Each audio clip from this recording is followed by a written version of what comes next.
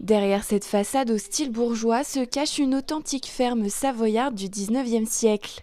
Au détour d'une promenade au début des années 90, Bruno Berthier et son épouse en sont tombés amoureux. C'est en le visitant, et c'est à ce moment-là que nous avons décidé de l'acquérir, voilà, nous avions 25 ans, 26 ans, c'était un peu une folie, que nous avons compris qu'il s'agissait en réalité d'une ferme.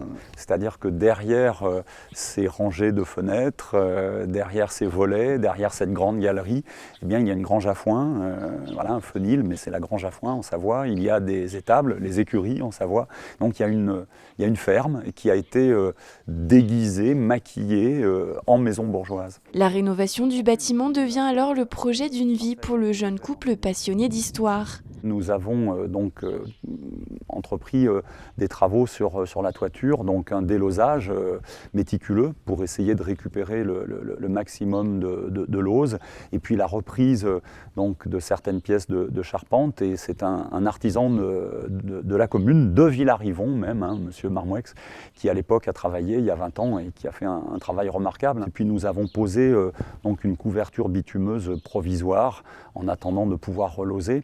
Et nous savions que ce provisoire allait durer 2 décennies à peu près. 2 décennies que le couple emploie à restaurer la partie habitable du bâtiment pour s'y installer. À l'origine, elle était occupée par la famille Jarre, des paysans qui avaient fait fortune dans la commercialisation de Beaufort.